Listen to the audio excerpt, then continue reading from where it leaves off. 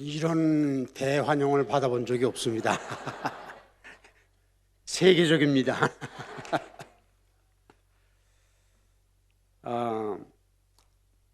올해 여러분들이 말씀과 성령으로 다시 살아나자라는 표를 가지고 한 해를 시작을 하시는데, 이렇게 저를 불러주시고 성령에 대해서 2주간 말씀을 나누게 된 것을 무한한 영광으로 생각하고, 또 저를 초청해 주신 우리 목사님에게도 진심으로 감사의 말씀을 드립니다.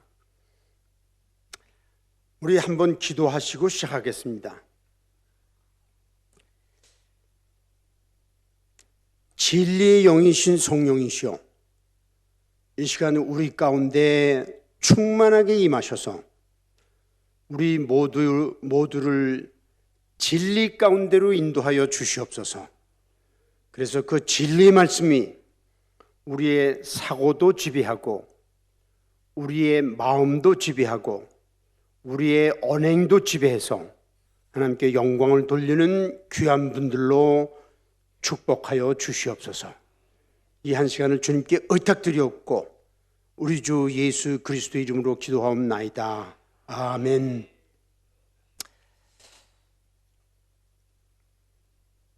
이제 제가 그 파워포인트를 이 교회에 보내면서 이거를 프린트해서 성도들에게 나눠드리면 좋겠다라고 제안했는데, 이렇게 그냥 프린트가 탁 돼서 나왔습니다.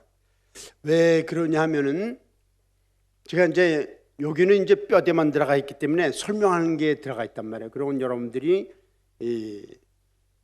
집어넣을 수 있어서, 이제 그 세계적인 유명한 신학자인 칼 바스가 뭐라고 그랬냐면, 마지막 때의 시대는 성령의 시대다라고 얘기했습니다. 이 성령의 역사를 의지하고 기도하고 매달리는 개인은 성령 충만을 경험하고, 교회도 성령 충만을 경험하고, 그리고 반드시 부흥을 경험한다고 얘기했습니다. 그래서 이제 이 교회가 2020년 들어서 첫 번째 외부 강사가 성령은 누구이신가라는 것을, 그런 제목을 저에게 주셔갖고 이렇게 하게 된 것은, 올해는 이 교회가 큰 부흥을 이룰 줄 믿습니다. 처음에 이제 여러분이 노트에 있는 대로 시대의 구분입니다. 우리가 이제 이 그림을, 여러분들이 파워포인트를 보시면서, 이 모니터를 보시면서 보면은 저 점선 그 왼쪽으로는, 제 편에서는 왼쪽입니다. 왼쪽은 점점점 찍은 거는 창조 이전의 시간을 얘기하는 겁니다. 그런데 어느 날 하나님께서 태초에 천지를 창조하셨습니다. 그래서 요거는 창조의 시대로 들어가는 겁니다. 그 다음에 또 밑에서 내려오면서 예수 그리스도께서 이 세상에 초림하셨습니다. 제일 먼저 오셨습니다. 그래서 이것을 초림이라고 합니다. 그리고 오순절날 성령이 오셨습니다.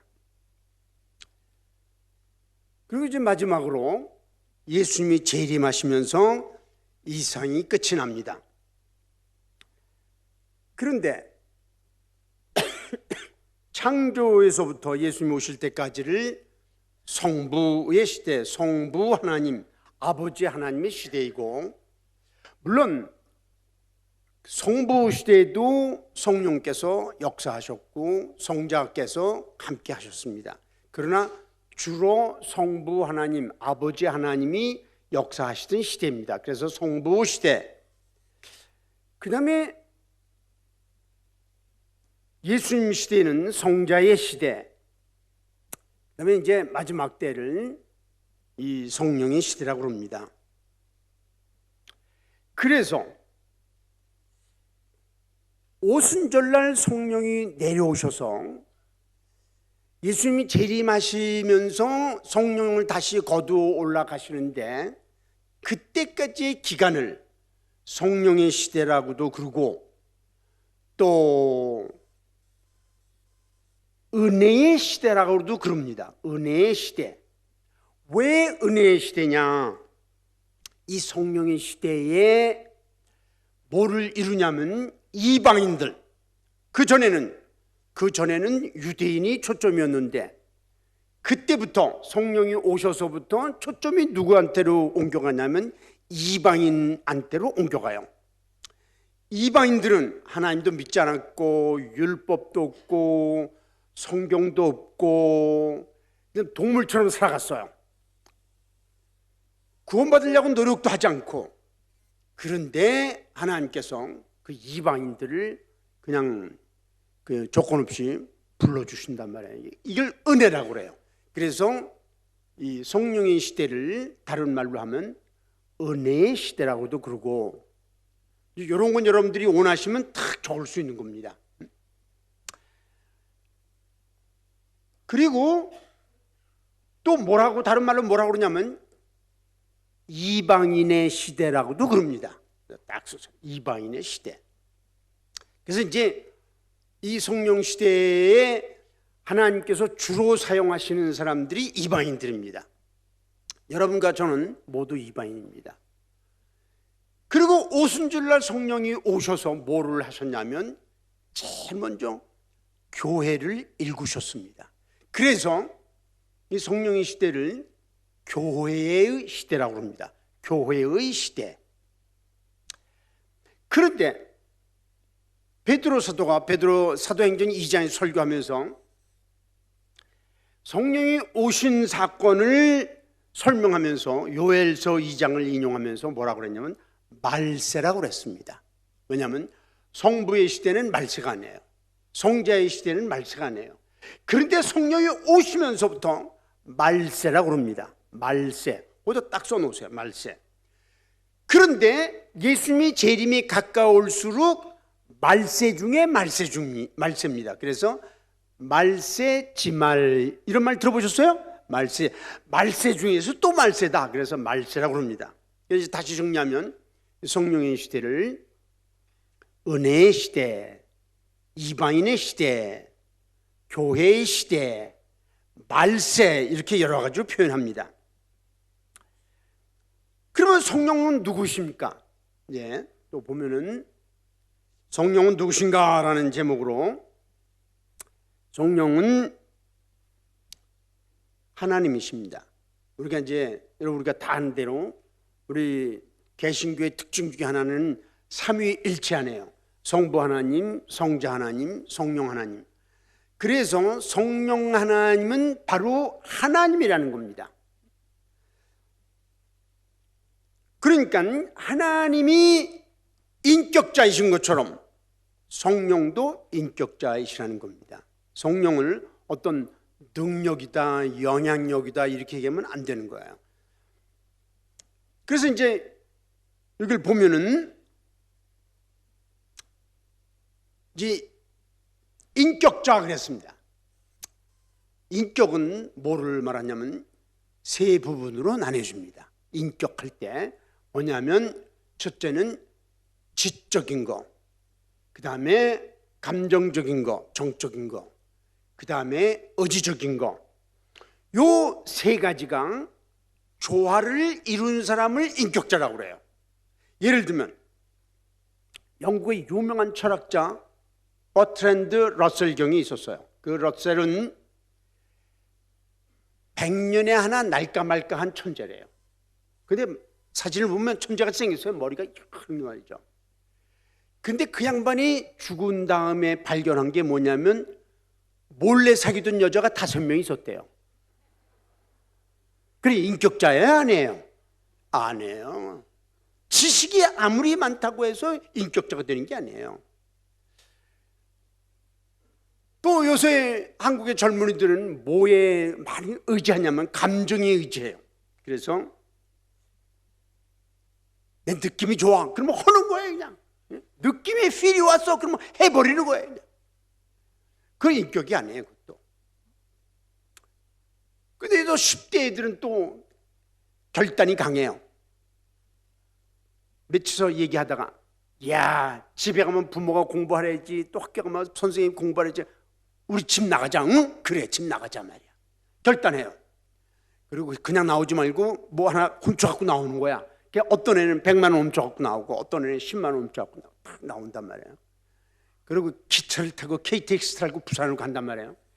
그런데 이게 용감한데, 의지적인 결단은 굉장한데 이게 머리가 텅 비어 있어요. 왜냐하면 그 100만 원이 며칠 가나요? 없어지면 어떡하나요? 걔네들은 이제 종이 되든지 굶어 죽든지 깡패에 들어가든지 이제 그런 거란 말이에요.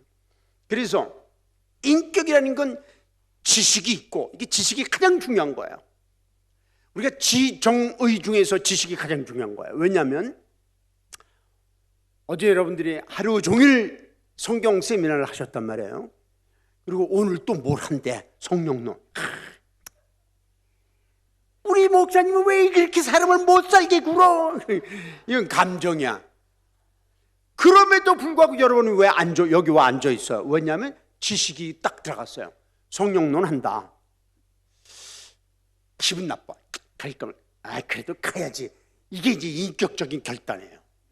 그래서 여러분들이 인격적인 결단이라는 건 지식이 먼저 가고, 그 다음에 그 지식으로 감정을 누른 다음에 그 다음에 결단하는 게 그 인격적인 결단이에요. 그런데 성령은 인격자라는 거예요. 인격자라는 걸 조금 더 풀면은 뭐냐면 지적으로 성령은 가르치세요. 우리에게 가르치셔요. 그래서 이제 요한복음 14장 26절 보면 성령이 오시면, 보혜사가 오시면 너에게 모든 것을 가르치리라 그러셨어요. 우리가요, 이 박사가 성경을 많이 깨닫는 게 아닙니다. 누가 깨닫는 거냐? 성령의 조명을 받는 사람들이 성경을 깨닫는 거예요. 그래서 성령은 지적으로 우리를 가르치시고, 그 다음에 감정적으로, 정적으로 뭘 하시냐면 슬퍼하세요. 그래서 이제 에베소 4장 30절은 너희는 성령을 근심하게 하지 말라. 근심하게 한다는 말은 슬프게 하지 말라 그랬어요. 성령은 슬퍼지신 거예요. 인격자이시기 때문에. 그러면 성령은 또 의지적으로 명령하세요. 이제 바울 사도가 사도행전 16장에 보면 그가 아시아로 전도하러 가려고 그랬는데 성령께서 막으셨어요. 그리고 가지 마라. 그리고 유럽으로 틀으셨어요. 그래서 이제 빌립보 지역으로 먼저 내려가는데 그것이 인류의 역사를 바꿔놨어요. 만약에 그때 성령께서 아시아로 가는 걸 허락하셨다면 우리가 먼저 개발돼 갖고 우리가 유럽에 선교를 갔을 건데 거꾸로 됐어요. 그 이유를 우리가 몰라요. 그런데 성령께서 아시아로 가는 걸 막으시고 유럽으로 보내셨어요. 그래서 이제 사도행전 16장 6절로 7절을 보면 그래요. 그래서 이제 성령은 아까도 말씀드렸지만 하나님이라고 그랬어요. 이제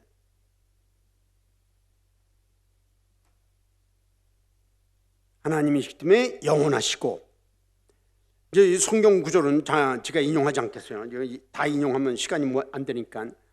그 다음에 전능하시고, 그 다음에 전제하신다는 말은, 전제라는 말은 제가 좋아서 쓰는 말이에요. 왜냐하면 어디에나 계신다. 그렇게 전능, 전적으로 능력이 있다. 전제, 전적으로 어디나 계신다. 그 다음에 전지, 모든 것을 아신다. 그래서 사도행전 5장에 보면 성령을 하나님이라고 불렀어요. 그래서 너희가 성령을 속이는도다, 너희가 하나님을 속이는도다, 이렇게 얘기를 했어요. 그 다음에 이제 이 성령과 성경의 관계를 좀 말씀드리려고 그래요. 하나님이 계시는데, 하나님이 영원 전부터 계시잖아요. 이 하나님께서 어느 날 뭘 하셨냐면은 선지자들에게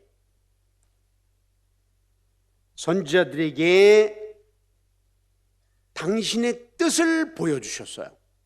우리 인간은 절대로 인간의 방법으로 하나님의 뜻을 알 수가 없어요. 하나님이 보여주시는 것만큼만 인간이 깨닫는 거예요. 하나님이 보여주시는 것만큼. 그래서 하나님이 선지자들을 선택하셔 가지고 선지자들에게 하나님의 말씀을 주셨어요. 그런데 그 모든 선지자들이 하나님의 말씀을 받고 성경을 기록하는 게 아니고 그 중에서 하나님 말씀을 받은 많은 선지자들 중에서 성령의 감동을 받는 사람들만 성경을 기록할 수 있어요. 그래서 이제 저자들인데 이거는 이 저자들은 성령의 감동을 받은 사람들이 그 하나님이 주신 말씀을 받아서 기록하는 거예요. 그래서 이제 베드로서들은 베드로후서 1장 20절 21절에서 성경은 사사로이 불꽃이 아니다. 왜냐하면 하나님의 거룩한 사람들이 하나님으로부터 감동을 받아서 기록했다 그랬어요. 그 다음에 디모데후서 3장 15절 16절에도 성령의 감동으로 이 성경을 기록했다고 그랬어요. 그 사람들이 저자들이에요. 그러니까 선지자는 많은데 성경의 저자들은 많지 않은 거예요. 성경의 저자들은 신구약 합해서 한 40명쯤 돼요. 그 외에는 성경을 기록할 수 있는 사람이 없어요. 그래서 이제 성경의 저자들이 이 성경을 이제 기록해서 성경이 나오는 거고, 그 성경을 우리 그리스도인들이 읽기 시작하는 거야. 그래서 이제 그리스도인들이 성경을 읽고 그 성경 말씀에 순종해서 우리가 세상에 나가서 복음을 전해야지, 이렇게 되는 거야. 하나님께서 우리들을 구원해 주시고 세상에 남겨주신 목적 중에 하나는 우리들이 하나님을 알지 못하는 사람에게 복음을 전하도록. 그래서 이제 그리스도인들이 세상에 복음을 전해요. 그래서 그 사람들이 한 사람 두 사람 믿는 사람이 나오면 그 사람들이 합해갖고 그 사람들이 바로 뭐가 되냐면 교회가 되는 거야. 교회는 건물이 아니고 사람이라는 걸 여러분이 잘 아시잖아요. 거듭난 사람들, 에클레시아는 불러냄을 받은 사람들이 바로 사람들이 교회예요. 이 교회가 사람들이 모일 장소가 필요해서 건물을 짓는 거예요. 건물은 교회가 아니고 그 안에 있는 사람들, 여러분들과 내가 그 교회란 말이에요. 그래서 이제 보면은 하나님께서 계시를 주시는데 누구에게 주시냐면 선지자들에게 계시를 주시는 거예요. 그 다음에 그 선지자들 중에서 하나님의 뜻을 받아들인 선지자들 중에서 감동을 받은 사람들만이 그래 이제 거기 감동이 나오는 거예요. 이 감동이라는 말은 이 원어에 보면 뭐냐면 하나님이 숨을 내쉬다 부른 거예요. 그래서 이제 이 하나님의 말씀을 받은 사람들 중에서 하나님께서 자기 입김을 불어넣으세요. 하고 불어넣으시면 그 사람들 그걸 감동이라고 그래요. 한국말로 감동을 받아갖고 성경을 기록하는 거예요. 그래서 이제 이 성경이 여기에 한 장, 여기에 한 권, 예를 들면 여기에 고린도서, 여기에 로마서, 여기에 에스겔서, 이런 성경이 흐트러져 있는데 그것을 성령께서 또 수집을 하셨어요. 그래서 한 권으로 만드는 거예요. 이건 기적 중에 기적입니다. 그런데 우리가 그런 걸 자세히 얘기할 수는 없고 수집을 해요. 수집을 해서 그걸 이제 우리가 가지고 있는 신구약 성경으로 하나로 이제 만든 거예요. 그런데 이 성경은 이렇게 성령의 감동으로 기록되어 있기 때문에 성령의 도우심이 없으면 성경을 깨달을 수가 없어요. 그 성령의 도우심을 뭐라고 그러냐면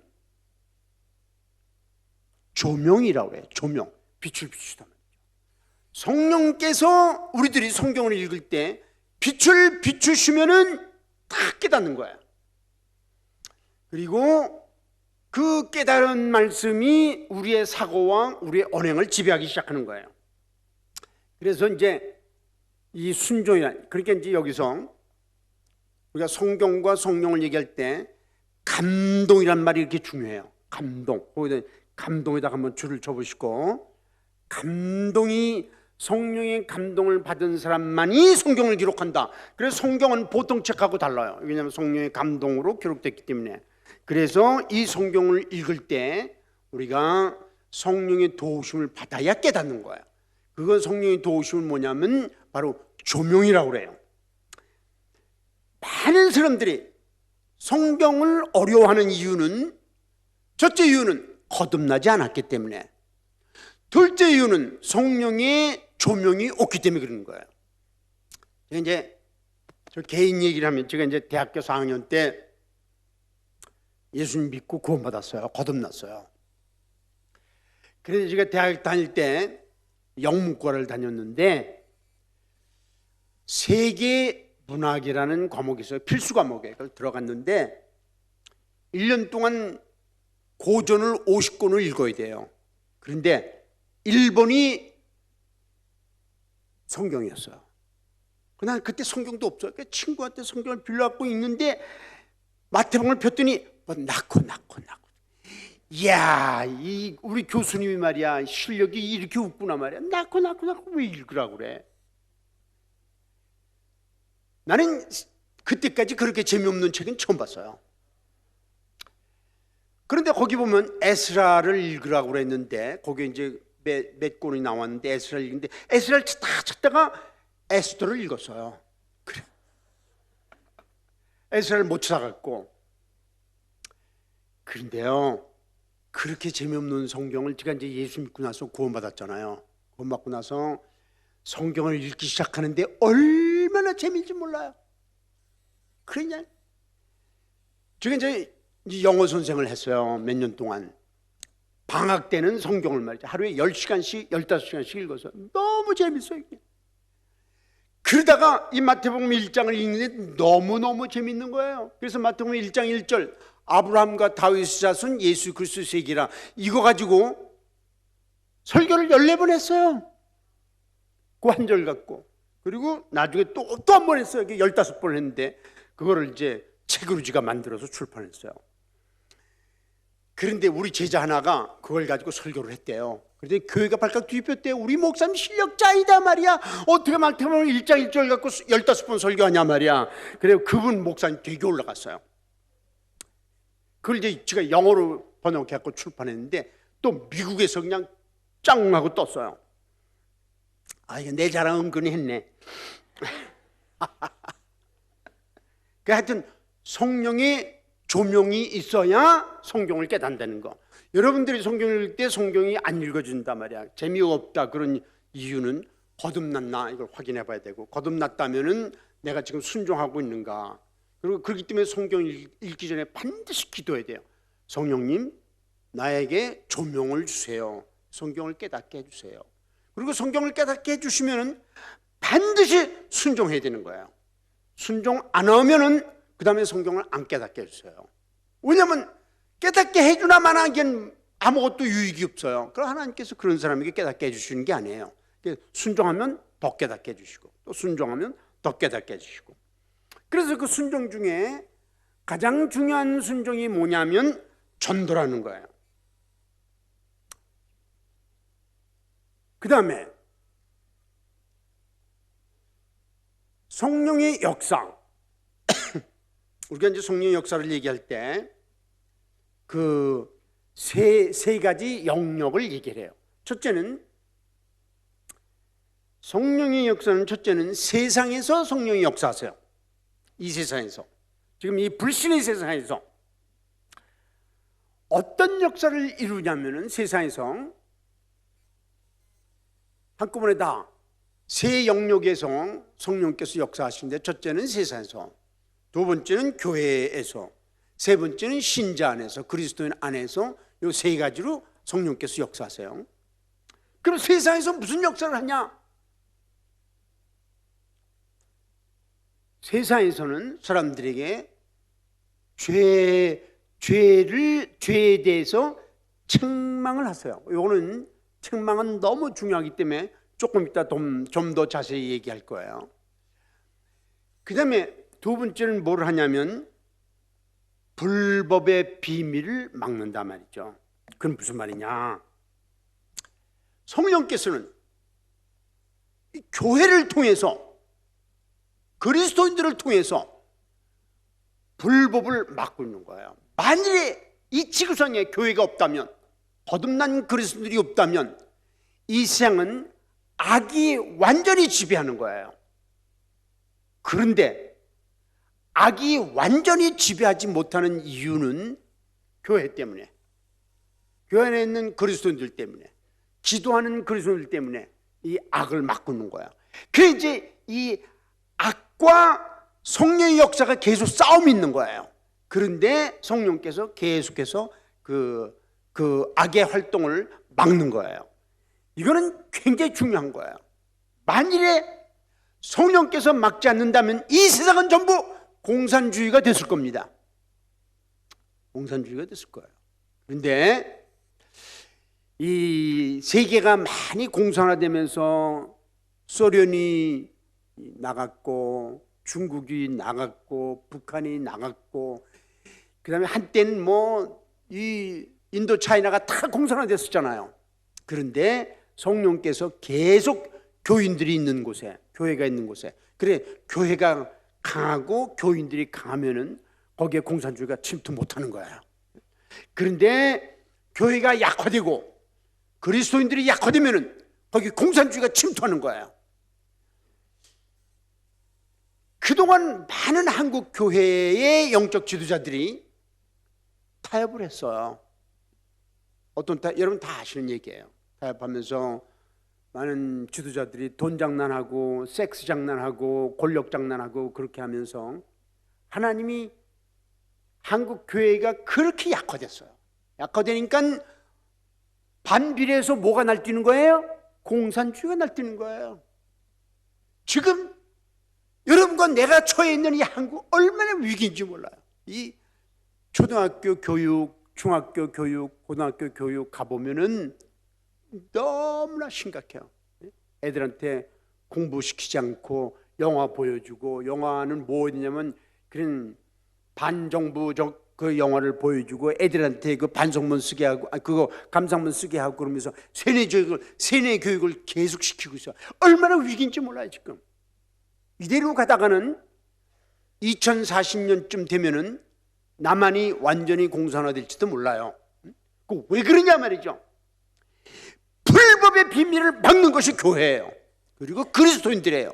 그런데 교회 지도자들이 너무 장난을 많이 쳤어요. 그동안 우리가 텔레비에서 얼마나 많이 봤어요. 여러분 다 아시죠? 그죠? 우리가 전도할 때 가장 전도가 안 되게 하는 이유가 뭐예요? 영적 지도자들 때문에 그런 거예요. 지도자들이 뭐 장난들 쳤단 말이죠. 그런데 그 성령께서 이런 교회를 통해서, 교회에 성령이 계시니까, 그리고 그리스도인들을 통해, 거듭난 그리스도인들을 통해서 이렇게 불법의 비밀을 막는 거예요. 그러니까 이제 제가 이제 미국에서 뭐 좀 오래 살았는데, 미국 가보면요 그리스도인들이 얼마나 무서운지 몰라요. 어떻게 무서우냐? 그리스도인들이, 지도자들이 선거 때가 되면 그리스도인들 지도자들이 딱 모여요. 전국에서 지도자급 되는 목사들이 800명이고 뭐 1000명이고 모여서 그 후보자들을 불러요. 대통령 후보자를 불러갖고 물어봐요. 너는 그 성적으로 동성연애를 어떻게 생각하십니까? 그래서 동성연애에 찬성한다 그러면 그 사람 끝나는 거야. 미국의 대통령이 될 수 없어요. 당신은 구원의 확신이 있습니까? 또 물어봐요. 반드시 이 사람들. 그래 지난번에 말이죠, 트럼프가 공화당 후보가 나왔을 때는 그때 후보가 뭐 14명인가 뭐 그랬는데 지지도가 2%야. 2%. 뭐 대통령이 될 수 없어요. 그런데 이 목사들이 전부 모아갖고, 전국에서 목사들이 불러 모아갖고 질문하는 거예요. 당신은 동성연애에 대해서, 나는 반대입니다. 트럼프가 그랬어요. 당신은 성경에 하나님 말씀을 믿습니까? 나는 이거 하나님 말씀 믿습니다. 당신은 기도합니까? 나는 기도합니다. 당신은 구원받았습니까? 나는 요한복음 3장 16절을 내 말씀으로 믿습니다. 그러니까 이 목사들이 우리가 트럼프를 지지하자 그래갖고 전국에 가서 교회에 가서 그 사람 미국 사람들은요, 미국 교인들은 나라가 교회고 교회가 나라야. 예? 이걸 분리해서 생각하지 않아요, 절대로. 왜냐하면 나라가 공산화되면 교회가 다 없어지죠. 그렇죠? 나라가 공산화되면은 제일 먼저 죽을 사람들이 누구냐면 목사들이에요. 저도 그 명단에 올라가 있어요. 제 이름도 명단에 올라가 있어요. 그러니까 나라가 교회고 교회가 나라라는 거예요. 굉장히 심각한 얘기예요, 지금요. 왜냐하면 여러분들이 이 역천성결교회 지금 와 계신데 여러분들은 홍콩에서 왔나요? 중국에서 왔나요? 아니면 대한민국에서 왔나요? 좀 뭐 대한민국 사람 아니에요. 여러분이 나라야. 그죠? 나라 일부야. 그리고 여러분이 교회예요. 그래, 나라는 교회고 교회는 나라예요.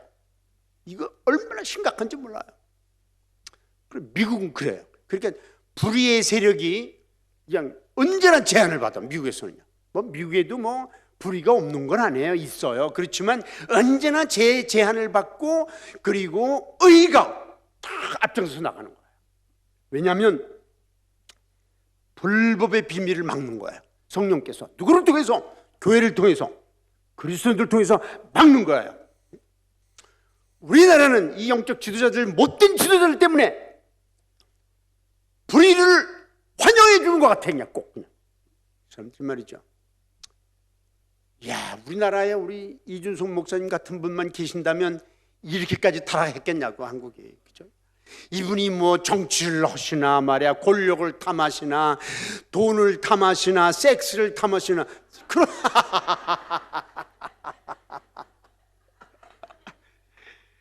야, 아까 내가 들으면서 사모님 보니까 너무 미인이야. 이런 미인을 두고 너 어떤 여자를 그러겠어요?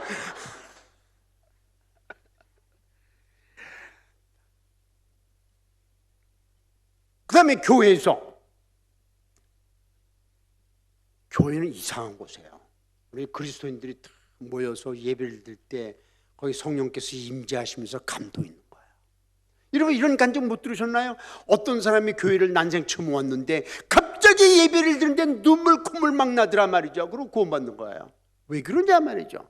그 그리스도인들이 모이는 곳에는 이 마태복음 13장 39절에 보면 너희가 내 이름으로 두세 사람이 모이면 내가 너희와 함께 하리라. 주님이 함께 하세요. 성령이 함께 하시는 거예요.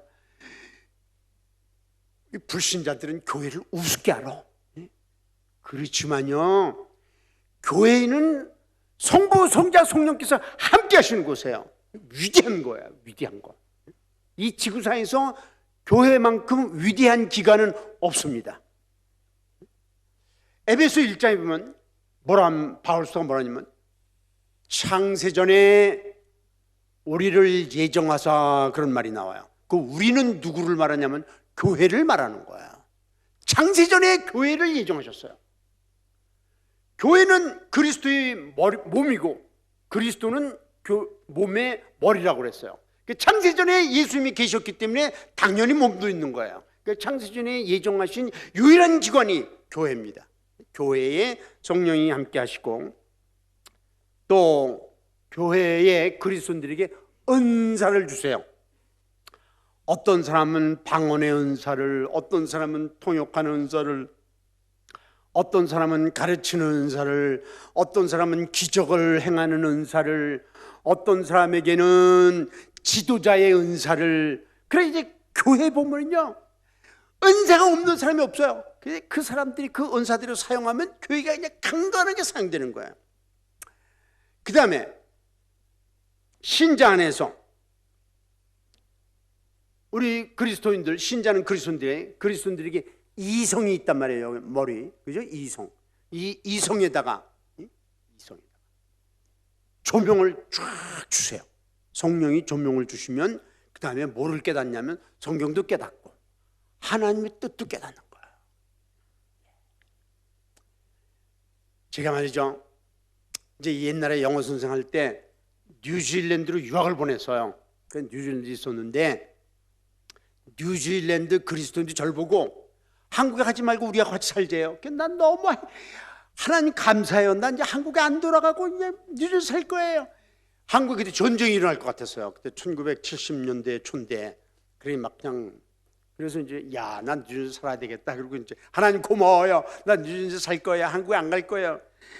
그런데 어느 날 성경을 기도하고 성경을 읽는데 성령께서 나에게 이 이성에다가 메시지를 탁 주셨는데 뭐라고 주셨냐면 유대인은 표적을 구하고 헬라인은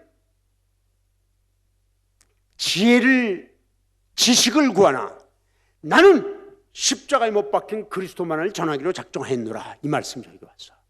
그리고요 제가 얼마나 많이 통곡하고 울고 그랬는지 몰라요. 어느 정도로 많이 울었냐면 일주일 동안 학교를 못 가고 울었어요.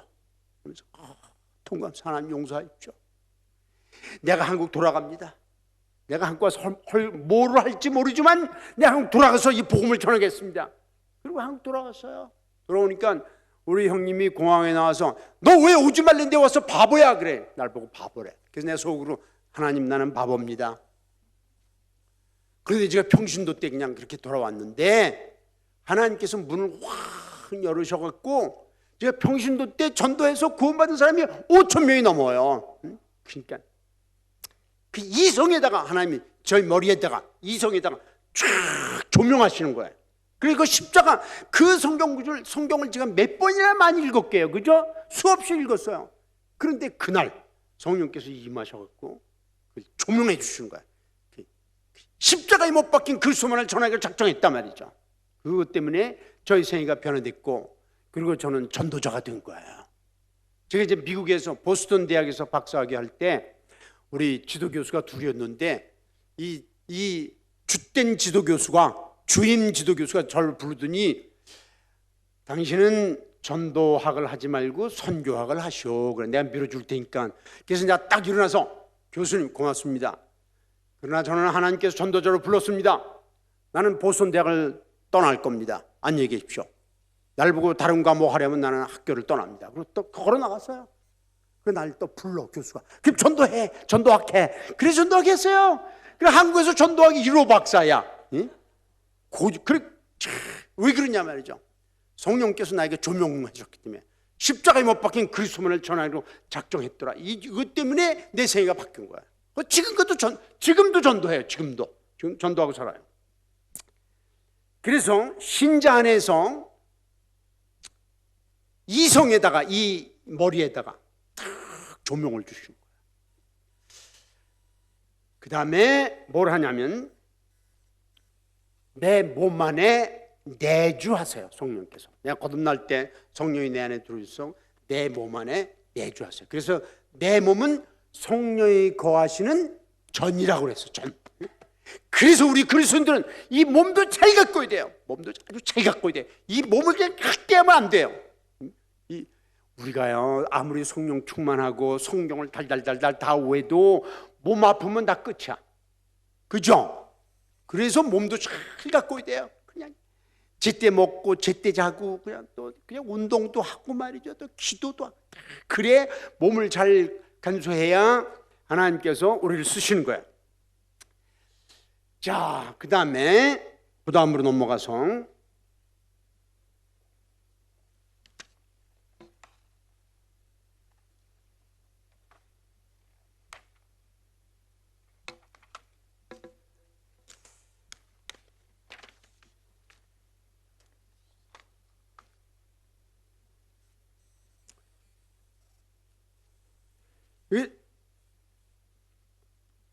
저게 뭐였죠? 일하고 뭐죠? 예? 중생의 의미? 중생의 필요. 예, 저는 잘 안 보여요 저게. 그래서 중생의 필요. 이제 성령의 역사 중에서 우리가 반드시 거듭나야 돼요. 중생의 필요. 왜 그러냐면 인간이 어떻게 창조됐냐면은 거기 이제 창세기 2장 7절의 말씀을 인용했는데 여호와 하나님이 땅의 흙으로 사람을 지으시고 생기를 그 코에 불어넣으시니 사람이 생명이 된지라 그랬어요. 이 말씀은 중생과 연관해서 굉장히 중요한 구절이에요. 여러분들 이 창세기 2장 7절을 머릿속에 탁 집어넣으세요. 하나님이 흙으로 사람을 만드시고, 이게 겉모습이에요. 저 동그라미 바깥에 한 거는 겉모습이에요. 그 다음에 안에는 속모습이에요. 속모습. 그래서 겉모습은 흙이라고 그래요. 그 다음에 하나님이 그 코를 통해서 생기를 불어넣어 주셨어요. 생기. 사람은 두 가지로 구성되어 있어요. 하나님이 이 창세기 2장 7절에 하나님 두 가지로 구성되는데, 하나는 겉모습, 흙으로 사람을 딱 만드시고, 눈이 있고 코 있고 입이 있고 귀 있고 손이 있고 발이 있는 모습을 만드셨어요. 그런데 그것만 갖고 사람이 될 수가 없어요. 그래서 하나님께서 자기의 생기를 딱 불어넣으셨단 말이에요. 하나님은 누구냐면 영이라고 그랬어요.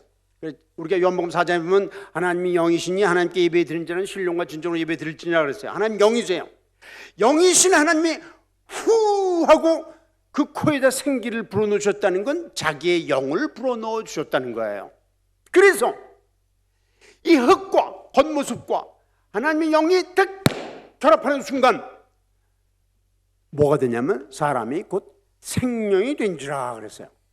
생명이 된지라.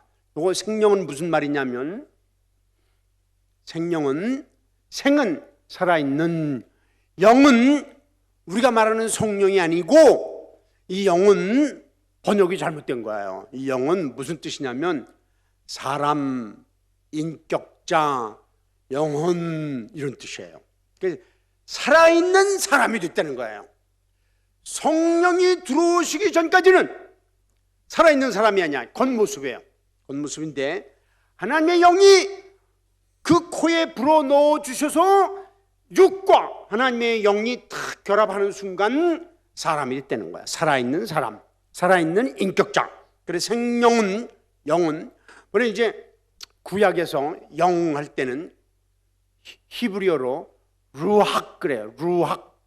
그런데 요거는 생명은 루학이 아니고 네페시예요. 네페시는 건 무슨 말이냐면 사람, 인격자, 혼, 영혼 그런 뜻이에요. 제가 왜 이제 구태여 히브리어를 인용했냐면은 그건 뭐냐면 이게 생명이 절대로 영이 아니라는 걸 알려드리기 위해서 그런 거예요. 그런데 여러분이 잘 아시는 대로 아담과 하와가 하나님의 명령을 어기고 불순종해서 죄를 졌단 말이에요. 그래서 하나님께서 창세기 2장 17절에서 이 중앙에 있는 선악을 알게 하는 나무 열매를 먹지 말라. 이것을 먹는 날에는 정령 죽으리라 그랬단 말이에요. 그런데 여러분이 잘 아시는 대로 아담과 하와가 그걸 먹었어요. 불순종해서. 그래서 요거 이제 까만 칠을 했는데 이건 무슨 말이냐면 영이 나가버렸다는 거예요. 이걸 갖다 뭐라 하냐면 영적 죽음이라고 그래요. 영적 죽음. 영이 어떻게 나갔냐? 몸 바깥으로 나갔다는 거예요. 그래서 그 이후로 모든 인간은 영이 없이 태어나는 거예요. 영이 없기 때문에 하나님을 알 수가 없어요. 하나님이 영이세요. 내 안에 있던 영이 떠나갔기 때문에 하나님과 교제할 수가 없어요. 이걸 갖다가 영적 죽음이라고 해요. 그런데 이 세상에 사는 사람들이 어떤 사람은 뭐 박사고 교수고 의사고 사업가의 큰 사업처의 회장이고 별난 사람 다 있어도 그 사람도 영적으로 죽은 사람이에요. 영적으로 죽은 사람이기 때문에 그들은 이 생에 태어나면서부터 죽음을 향해서 두벅두벅 걸어가는 한계 있는 삶을 사는 거예요. 죽음을 향해서 가는 거예요. 그렇기 때문에 모든 인간은 거듭나야 되는 거예요. 그래서 예수님께서 니고데모를 만났었을 때 요한복음 3장 3절에서 뭐라 하냐면 진실로 진실로 내게 이르노니 사람이 거듭나지 않냐면 하나님 나라를 볼 수 없느니라. 니고데모가 대답하여 가라사대 사람이 늙으면 어떻게 거듭납니까? 모태에 다시 들어갔다 나온 거란 말입니까? 예수께서 대접하여 가랐을 때 진실로 진실로 네게 이르니 사람이 물과 성령으로 나지 않냐면 하나님 나라에 들어갈 수 없느니라. 그래서 그래야지 모든 인간은 영적으로 죽은 사람이에요. 얼른 보면 어떤 사람들은 구원받지 않은 사람들이 우리보다 훨씬 더 잘나 보이고 똑똑해 보이고 그래요. 그런데 그 사람들은 하나님을 모르는 사람들이고 죽음을 향해서 가는 사람들이고 인생의 목적을 모르는 사람들이에요. 그래서 모든 인간은 거듭나야 되는 거예요.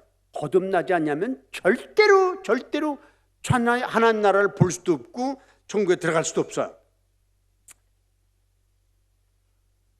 그래서 이제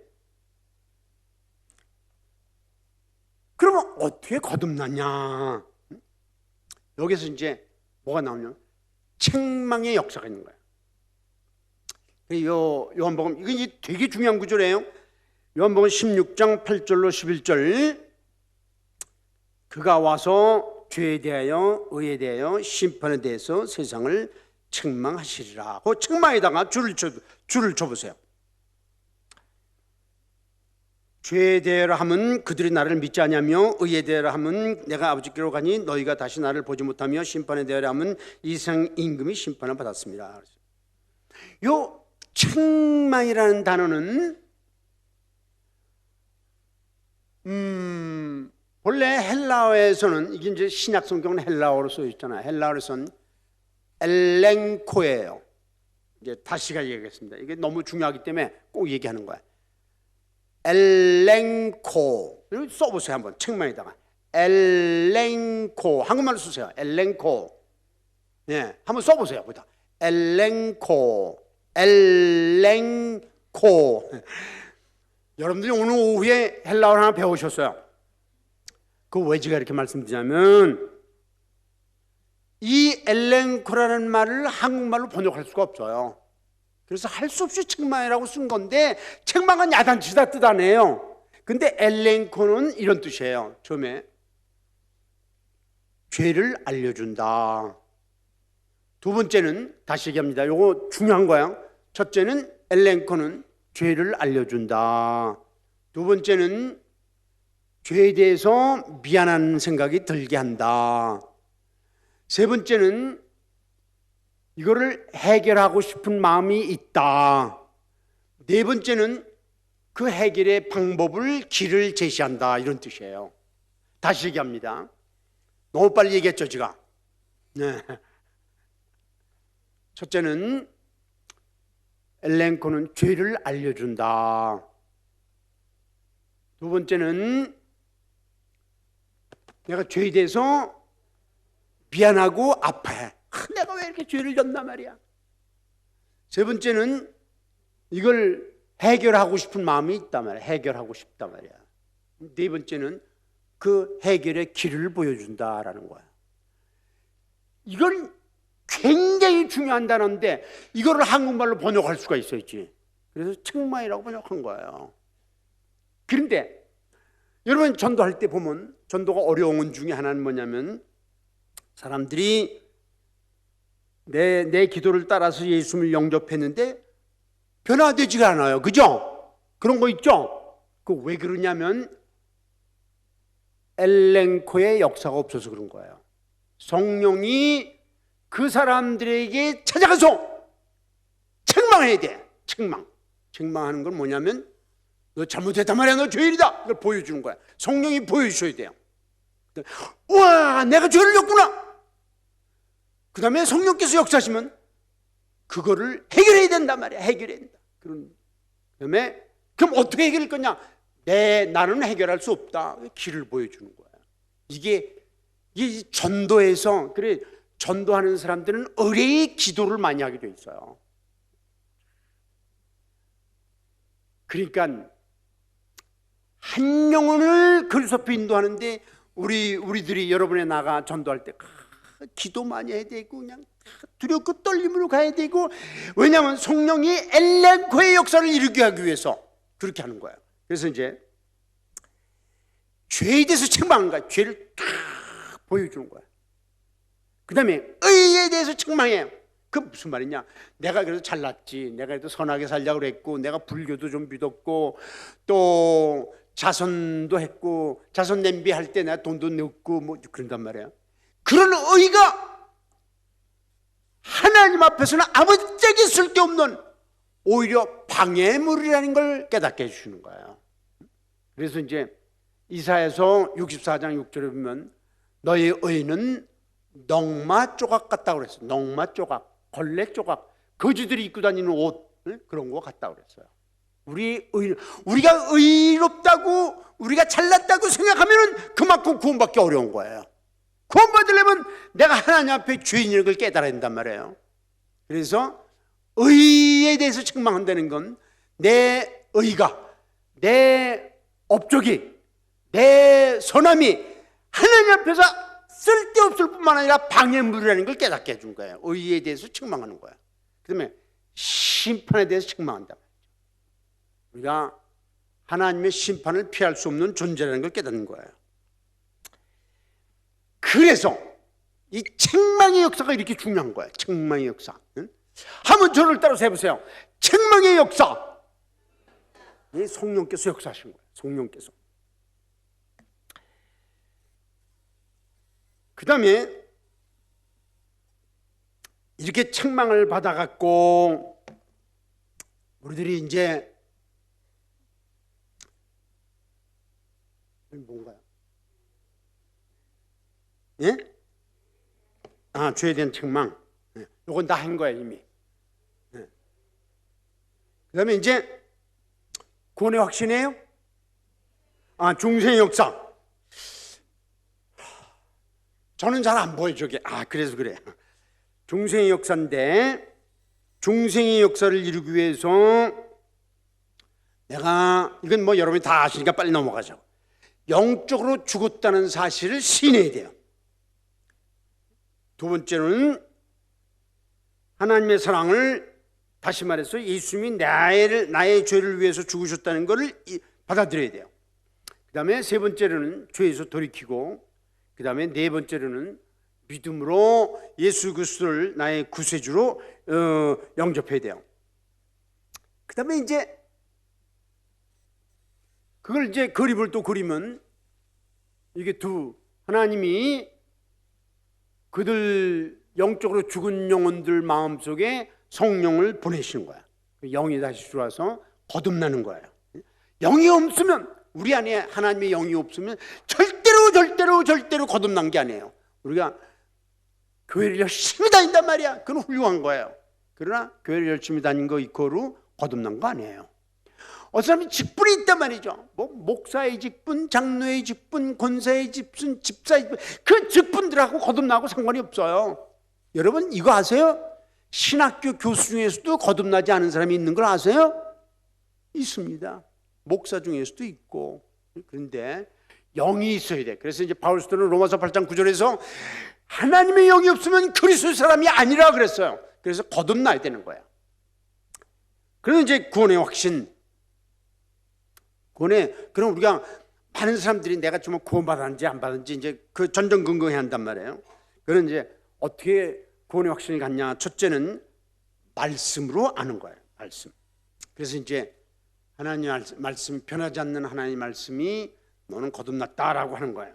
그래서 이제 여기 성경 구절을 길게 인용을 했는데 그것도 안 읽고 넘어갈 거예요. 두 번째는 성령의 증언이 있어요. 그래서 이제 여기 성경을 인용했는데 성령이 친히 우리의 영과 더불어 우리가 하나님의 자녀인 것을 증언하시나니 그랬어요. 성령이 우리 안에 들어오셔서 증언하신다는 거야. 그 어떻게 증언하시냐? 뭘 증언하냐면 처음에 우리에게 믿음이 생겼어요. 예수 그리스도가 십자가에서 죽으신 것을 내가 믿었어요. 그 믿음이 뭐냐? 성령의 증언이라는 거예요. 성령이 역사하지 않으면 우리가 그걸 믿을 수 없어요. 그 다음에 우리 그리스도인들은 사랑이 생겼어요. 하나님 사랑하고 또 서로를 사랑하고 또 원수도 사랑하고 그런 사랑이 생겼어요. 이게 성령의 증언이에요. 구체적으로. 그 다음에 우리에게 소망이 생겼어요. 주님 오신다 말이죠.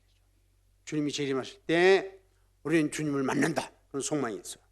그 다음에 이제 이거 중요한 거예요.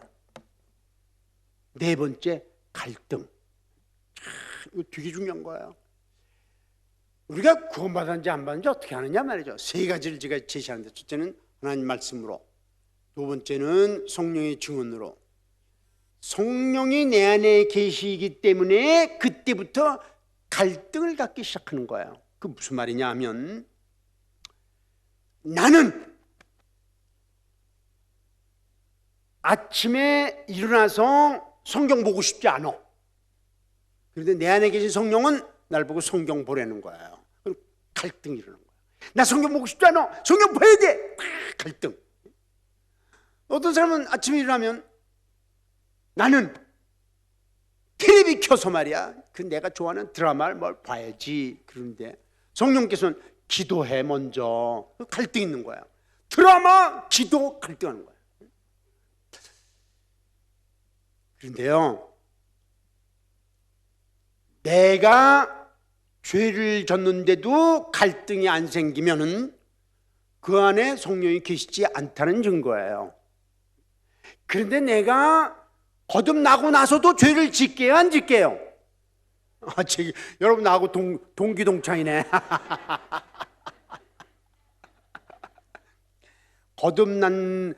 거듭나기 전에는요, 죄의식이 별로 없어요.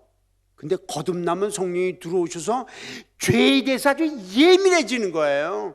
그래 머릿속으로 저 여자가 이쁜데 한번 그러면 아이고 하나님 경주 그것도 자백해야 돼. 나는 그래요. 그것도 자백해. 그러니까 성령이 들어오시면 우리가 죄에 대해서 예민해지니까 갈등이 생기는 거예요. 그런데요, 이 갈등은 굉장히 중요한 거예요. 뭐냐면 믿지 않는 사람들도 갈등을 하는데 뭘 갈등하냐면 어떻게 하면 들키지 않고 죄를 짓나, 이걸 갈등을 해. 그래요, 안 그래요? 그래요. 예를 들면 조국이 어떻게 하면 우리 딸을 적당히 대학을 보내나, 이거 갈등을 해.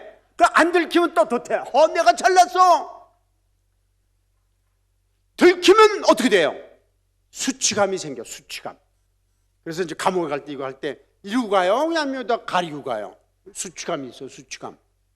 그런데 그리스도인들은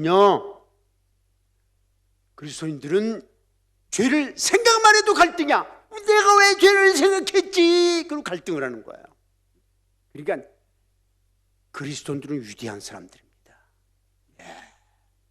불신자들은 어떻게 하면 은행에 들어가서 800억을 훔치나, 이거 갈등을 하는데 우리는 800억 그냥 8,000원 놓고도 들들들 떠오르. ATM에 돈을 찾으러 갔더니 8,000원 있어. 그거 그리스도인들이 집어가게요? 못 집어가게요? 못 집어가요. 집어가면은 그것 때문에 갈등하는 게 너무 커. 차라리 안 집어가고 말지. 왜 갈등을 해요? 그래서 이 갈등을 뭐라고 그러냐면, 나는 뭐라고 붙이냐면 고상한 갈등이라고 그래요. 야, 그리스도는 위대한 거야. 죄 안 지려고 갈등을 해. 그런데 왜 그리스도인들이 이런 갈등을 하냐면, 내가 죄를 생각만 해도 하나님이 아셔요. 그래서 그리스도인들은 갈등 때문에 죄의식이 생겨요. 그 갈등 옆에다가 죄의식 이렇게 써놓으세요. 죄의식. 미국의 어떤 신학자가 이렇게 얘기를 했어요. 그리스도인의 특징을 한 단어로 말하라 그랬더니 그분이 뭐라고 그러냐면 죄의식 그랬어요. 야, 그거 위대한 얘기예요. 하나님이 아시기 때문에 죄의식을 갖는 거예요. 불신자들은 죄의식이 없어요. 죄에 대해서 잡힐 때는 쪽팔려. 그래서 수치감을 느끼는 거예요. 우리들은 잡히기 전에 죄의식이 있어요. 그러니까 그냥 그리스도인들은 밤낮 교회 와서 아이고 죄예요, 주님 죄인이에요, 죄인이에요 그런단 말이에요. 그래서 죄인을 찾으려면 교회에 와야 돼. 그리고 의인을 찾으려면 감옥에 가야 돼. 감옥에 간 사람들 뭐라고 그러는지 아세요? 아, 내가 말이야 그때 그냥 이거 그냥 하나도 죄인이 없어 감옥에 가면. 근데 교회 오면 전부 죄인이야. 아이고 죄야 또 잘못했습니다. 그런데요, 우리에게 갈등이 있다는 건 우리가 거듭났다는 증거입니다. 이거 굉장한 거예요. 그러니까 거듭난 확신이 세 가지인데, 구원의 확신이 첫째는 말씀으로, 말씀 변치 않아요. 두 번째는 성령의 역사로, 성령의 증언. 그래서 내가 믿음을 갖고, 이게 불가능한 거야. 어떻게?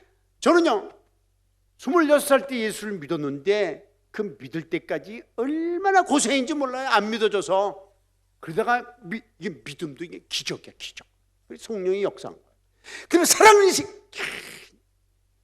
제가 예수 믿기 전에는요 마음에 안 들고 그냥 그랬어요. 근데 예수 믿고 나서는 마음에 안 들어도 사랑해요. 소망이 있어, 소망. 그러니까요. 그래서 이제 말씀에 의한 확신, 성령의 증언에 의한 확신, 세 번째는 갈등. 이 갈등은 경험적인 확신입니다. 여러분들의 갈등이 생길 때마다 하나님께 감사하세요. 하나님 나에게 갈등 주시고 고마워요. 무슨 갈등? 그거를 고상한 갈등. 고상한 갈등. 우리 그리스도인들은 전부 고상한 갈등 갖고 있다. 조금 이제 빨리 갈 텐데, 성령의 인침과 보증이에요. 이제 이것만 하고 오늘 이제 강의는 마치고, 요담주에는 이제 요담번에는 뭐 할 거냐면 성령 충만에 대해서 쭉 이제 성령의 역사에 대해서 이제 말씀드릴 거예요.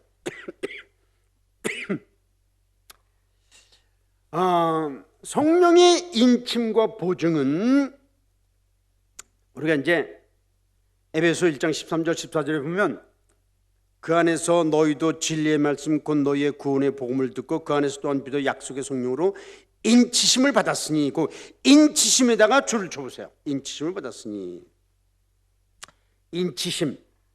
인치심이라는 건 도장을 찍었다는 거예요. 그 다음에 14절, 이는 우리 기업의 보증이 되사. 보증에다가 줄을 쳐보세요. 보증이 되사 그 얻으신 것을 속량하시고 그의 영광을 찬송하게 하려 하심이라. 그랬어요. 그 왼쪽에 가면은 설명이 나와요. 인치심의 뜻은 뭐냐? 소유권을 얘기하는 거야. 도장을 찍었다는 거는 이제부터 하나님 거라는 거예요. 우리가 이제 아파트를 살 때 잔금을 치르고 도장을 찍으면 내 거 아니에요. 그런 것처럼 하나님이 우리를 거듭나게 하실 때 성령이 들어오셔서 도장을 찍으세요. 너는 내 거다. 너는 내 거다 말이야. 그리고 내 거라는 건 무슨 뜻이 또 포함되어 있냐면, 보호. 하나님 거기 때문에 우리를 보호하신다는 거예요. 그 다음에 이제 보증인데, 보증은 첫 번째는 약속을 하나님이 반드시 이루신다. 이게 본래 보증이라는 거는 그 쉬운 말로 번역하면 계약금 같은 거예요. 계약금을 치렀어요. 나중에 잔금을 치르면 내 거 되는 거 아니에요. 그렇지만 성령께서 내가 거듭날 때 들어오셔서 보증을 하셨는데, 첫 번째 보증은 뭐냐면 약속의 성취예요. 약속대로 주님이 다시 오신다. 그래서 그 옆에다가 고린도후서 1장 22절 이렇게 써놓으세요. 약속의 성취 옆에다가. 약속의 성취. 고린도후서 1장 22절. 그 다음에 신령한 몸. 이게 무슨 말이냐면, 어느 날 주님이 다시 오실 때 우리 안에 성령이 계셔서 내 몸이 신령 몸으로 변화된다는 거예요. 내 몸이. 그래서 거기다 옆에다가 고린도후서 5장 5절 6절 이렇게 써놓으세요. 그래서 우리 안에 성령이 계시기 때문에 주님이 오실 때 우리 몸이 탁 변화되고, 그 다음에 우리에게 세 번째로 기업을 주세요. 하늘나라에 가서 우리에게 기업이 있어요. 유산이 있다는 거예요. 유산. 그래서 거기에 세 번째 기업 그랬는데 요거는 에베소 1장 14절이에요. 그래서 하나님께서 우리를 거듭나게 하셨고 성령이 들어오셨을 때 우리를 인을 치시고 그 다음에 보증으로 성령으로 인치시고 그리고 성령으로 보증을 주신 거예요. 그래서 이제 요 다음에는 이제 성령이 어떻게 우리와 동행하시며 역사하시나 이제 그런 걸 차례로 이제 말씀을 드리려고 그러는데 여러분들이 요 노트를 요 다음에 오실 때 꼭 가지고 오시길 바랍니다. 우리 한번 기도하시겠습니다. 사랑하신 주님, 오늘 그리스도 안에서 거듭난 귀한 성도님과 더불어 이 성령론에 대해서 같이 나누게 하신 것을 감사합니다. 주님, 이분들 가운데 한 분이라도 물과 성령으로 거듭나지 못한 분이 있다면 거듭날 수 있게 도와주시옵소서. 저분들이 기도하면서 거듭나게 해달라고 주님께 매달릴 수 있게 축복하시고 그 기도를 응답하시고 저들로 하여금 거듭나게 축복하여 주시옵소서. 그리고 거듭난 분들은 이 말씀의 확신, 성령의 증언, 그 다음에 고상한 갈등을 가지면서 하나님께 날마다 깊이 나가는 귀한 분들로 축복하여 주시옵소서. 우리의 기도를 응답해 주시는 주님께 감사를 드리며 예수님의 이름으로 기도하옵나이다. 아멘.